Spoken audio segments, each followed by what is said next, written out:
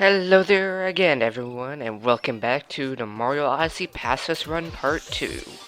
In the previous part, go check it out if you haven't, it'll make a lot more sense. We ended off in the Metro Kingdom with Mario having committed 6 murders and 4 therapies. I also forgot to record Sand Kingdom last time, but it was quite boring, with no murders or therapies. Alright, let's go to the Big Banana. In the Metro Kingdom, we have to get rid of the Mecha Wiggler who's attacking the city.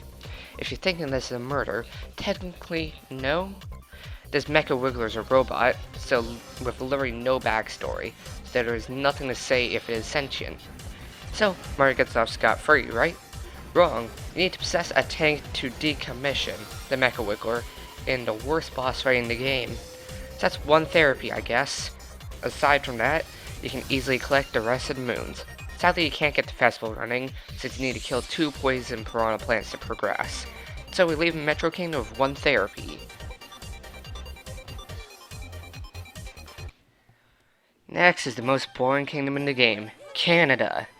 The snowy wasteland is extremely boring until you get to the underground city, which has blocked off the Canadians' high-octane ball racing. And we have to unblock them. Unfortunately, we can't, since one seal makes us kill Rango, and the other makes us murder give or take about 20 Spinies. Luckily, you can just barely get enough from Captain Toad, the other seals, and a few in the city, so you can barely scrape by with no murders or therapies. Next up, we take a vacation to the luxurious Isle Delfino. Except the Nintendo ninjas have flooded that place due to leaks, so I guess we have to sell for the next best thing. Seaside Kingdom, where a giant French squid octopus is sucking up all the water, and we can't stop him, because if we do, a cork will smack him in the head, and that hurts. I had to find any other moons I could, and could just barely get enough. Also, it's impossible to even do the story on normal mode, since it requires a cheat sheet. Yay. Aside from like a few of the moons being impossible to get to captures, it was another clean 0. I nearly forgot about Luncheon Kingdom while writing this script. This kingdom is also pretty linear, so if there's a mandatory kill, I can't really do much to bypass it. In total, I only needed 1 murder and 1 therapy. The murder being Spirit at the start of the level, and the therapy being the Hammer/Pan Bro for the second moon. Thankfully, aside from that, you can possess the meat, which technically isn't alive, and the colossal cow that it belonged to is long dead by the events of the game. You sadly can't go up to Cockatiel and kill it though, since the path requires you to possess at least 1 lava bubble. I could technically use some semantics to say, well, it's lava, so it may not be technically alive, but it has eyes. I'm counting that as being alive enough. After this revelation, I went back through the level to round up the remaining moons, and we're out here with 1 murder and 1 therapy. Now we're heading to Bowser's Kingdom to kill him once and for holy cow, is that a dragon? After nearly dying from a realistic dragon, we crash into the wasted opportunity known as the Ruined Kingdom. Seriously, this game would be 10 times better if it had backstory for some characters and locations. After a quick wire ride, we end up fighting the Lord of Lightning, and we have to kill him. Except he isn't dead, merely dead tired. So we get off with a therapy instead of a murder. Yay! After repairing the Odyssey for a second time, we head off to Bowser's Kingdom. This kingdom has the most kills and therapies so far.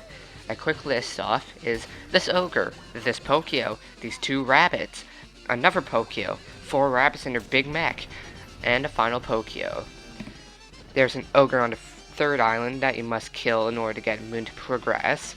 There's a Pokio needed to blow up this metal box for a moon shard. The second killing of Topper and Harriet is necessary to get up the giant wall area. A Pokio is needed to scale the big wall. And at the top we face Bowser in an epic showdown. And he's running away. Coward. Well, I guess we have to kill his giant bunny mech first.